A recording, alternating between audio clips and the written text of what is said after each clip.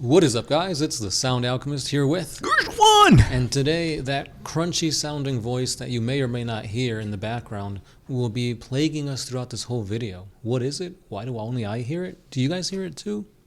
Who knows? But welcome to another For the Greater. This is a video series where we answer the questions left by you, the viewer. If you have a question for us, comment down below. Put a question in front of your question because we get those questions first. Also, we have super thanks if you guys want to support the channel and also guarantee that your answer gets or that your question gets answered. You can hit us up with the super thanks. If you do, we're going to answer that question in the next episode, and it'll probably be one of the tagged episodes. And you can ask whatever you want. We've got some pretty crazy questions. Yeah, and with that being said, Louis Doyer has done exactly that. Let's see how question this crazy can get. Because you know how you mixed up the, Yeah. What do you think would happen if one of the golden men or men of stone came back? So to answer this, we have to explain what exactly these men are. Right. So the men of gold, hypothetically speaking, because we're not even 100% sure, because it's really old lore, they're basically a subsect of humanity that came and joined the Emperor to basically watch humans as they progress through the millennia. Basically help them through the process of space colonization during the golden age of technology or the dark age of technology. Yeah. And it was because of them that like technological advancements were able to happen, STCs, all that kind of stuff. Right. And then their predecessors were the Men of Stone, or the Stone Men, whatever they're called. Yeah, they created the Men of Stone. Yeah. And then now, at this point, they're kind of gone. Yeah, we don't really know what happened to them, or where they are, how many survived, are any of them pulling any strings currently, or even if that storyline will even get fleshed out or just forgotten. Yeah. Yeah. And I think the answer to your question is like, what if they came back? If they came back, they would obviously be part of the Adeptus Mechanicus somehow, because they're engineers, essentially. Basically, yeah. And they would try, I think they would be smart enough to not like let themselves be known, and they would try their best to either manipulate the Adeptus Mechanicus to allow them to continue to advance their stuff, or join some type of like higher power like the Inquisition and become an Ordo Minoris that can somehow like that has the power to do stuff and then advance humanity that way. Another way that it could be interpreted is maybe these were squats. Basically, they didn't want squats to be part of human race further on because of all their technology that led to the Dark Age of Technology and eventually to the cybernetic revolt and just the obliteration of the golden times for humanity. Right. So, I mean, they could be wearing gold armor. Maybe that's why they're called Men of Gold. But when I hear Men of Gold, I thought it was Custodes. But I don't think that's correct because Custodes were created by the Emperor, and it said that the Men of Gold were already there and they kind of just joined the Emperor. Right. Yeah. So they at least knew of the Emperor when the rest of humanity did not. So that kind of says more to them as to how powerful, maybe psychically they were.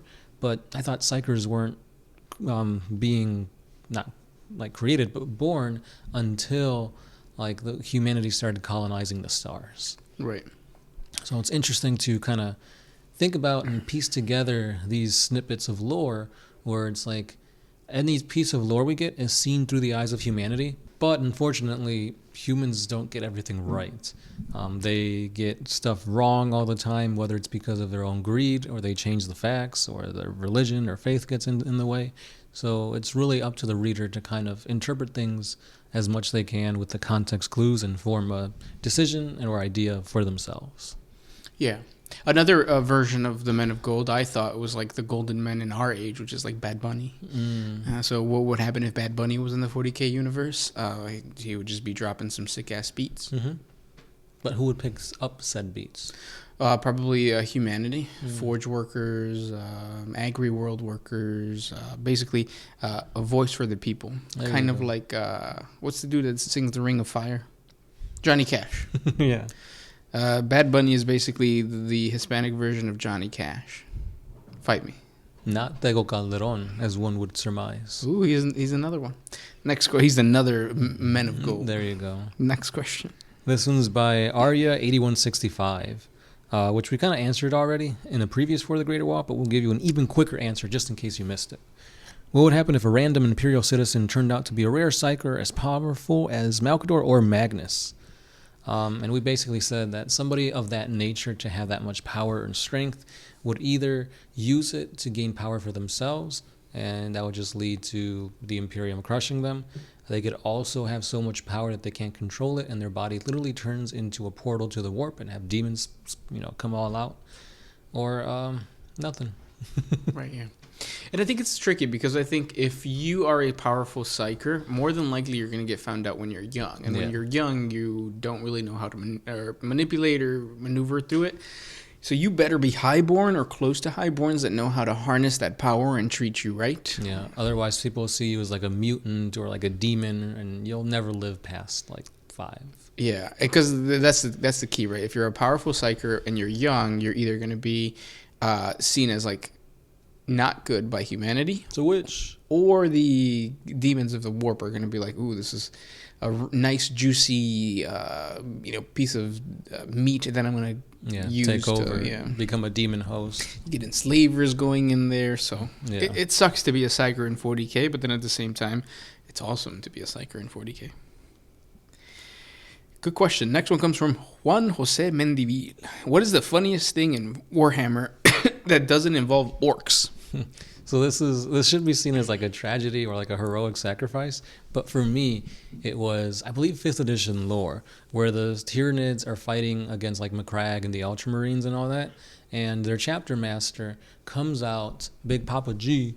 I don't know why they call him that, because his name's Marnius Calgar. Wouldn't it be C? I think G as in like Graham Pappy Calgar. I don't know. But anyway, Calgar fights against the Swarm Lord, and he gets beaten so bad that he gets both of his arms torn off and his leg cut off.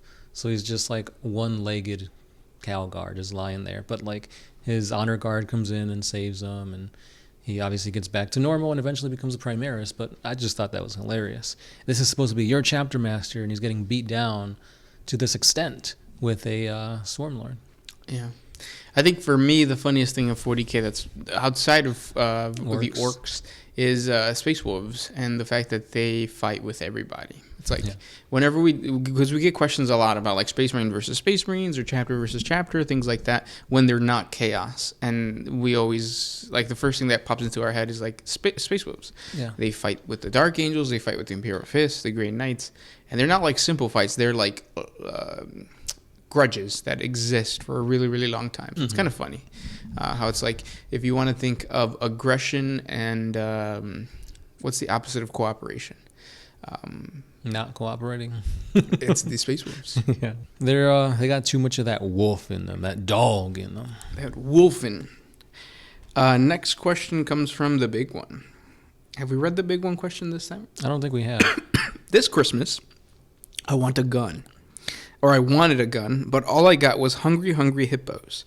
I guess I've had to steal my own gun, but which gun do you guys recommend I get? I think that's where you're fucking up. Like, it's an opportunity thing. If you're going to steal a gun, steal whatever gun's going to get you not caught. And then once you have that gun, use it however you want to use it. Because you shouldn't be shopping for a gun, because you can't. You're stealing the gun. Exactly. So if you want to get like one of those old-fashioned like musket, like you load up like that, if that's what you can steal and not get caught, that's what you got to steal. Yeah, a blunderbuss. There you go. Mm-hmm. So if you're out in the streets and you got to handle business, you got to bust out the little gunpowder and the little packing thingy, and you better have good aim. Right. And even then, that might not mean anything. So just be ready to affix bayonets. There you go. Or if you believe it's going to shoot, it will shoot. Channel that orkiness inside you. Or don't buy a gun, or don't steal a gun. Yeah, because you're in America, you can just buy one. Or just get down with your hungry hippos. Mm-hmm. That was a fun game back then for like 2 rounds, and that's it. Next question. This one is by Tease Family Kent. Did the Emperor plan to become a god as he was getting put into the Golden Throne? That's the big mystery, right? Like, that's the question of, like, how much did the Emperor know about the Chaos Gods? How much did he want to... I don't even know what the word is. Like, how much... Because he definitely had a meeting with the 4 Chaos Gods. Oh, yeah, for sure. So how much of the future did he know, but also trust? Yeah. 'Cause it's also kind of implied that the Primarchs were created through warp sorcery as well. Yeah. So it's like that's not just a coincidence. And then, as we've seen through the Primarchs, they have an aspect of the Emperor, and Sanguinius has precognition. He could kind of see into the future. Same with Conrad Kurz. So we know that the Emperor was capable of seeing into the future. Maybe all this, everything he did, played perfectly into his plan of creating the Horus Heresy, of having Horus, strike him down to be interred on the Golden Throne, and that was always meant to happen because it was all according to his plan. Right, yeah. Or the other thing could just be that he had to make the best use of what he knew at the time, and getting interred on the Golden Throne and becoming a god would be better than just dying. Right. But he's a perpetual, so he wouldn't stay dead. Yeah. The Emperor is a crazy, convoluted character to piece apart and really fathom what he was thinking, his intentions, his secrets, the truth, and all that. Yeah. So at the end of the day, what did the Emperor know? What didn't he know? We don't know. Mm-hmm. And it's kind of cool that GW does that, because in a sense it's because I've heard this many times on the internet now, and I think we've been doing lore long enough to understand that at the end of the day, I think everything that we're getting from the Codex and everything that we're getting from the books is secondhand. Oh yeah, for sure. So it's always it's almost like the latest Game of Thrones spin-off. What is it called? House of the Dragon. Where we're watching what's actually happening, but in reality, the House of the Dragon books are written in terms of an author interviewing people Right. about the events. So it's the same thing with us. So we don't really know too much, and some of the stuff is kind of made up. So it's secondhand, and it's coming from remembrancers. It's coming from different roles. Yeah, and it's interesting because that gives GW the creative freedom to change the lore to make things make sense in this current timeline and stuff like that. So I was oh yeah, Sanguinius wasn't dead. Yes, he was. He was it was in the fucking Blood Angels Codex. oh, we were doing those books. Yeah. Yeah. Yeah. But those were the questions for today. If you guys have more questions for us, please comment down below. Thank you for the super thanks, and we'll talk tomorrow. Yeah, as always, keep those questions coming, and so will we. Thanks, Lanesh. This has been the Sound Alchemist, Gershwan. and we are out.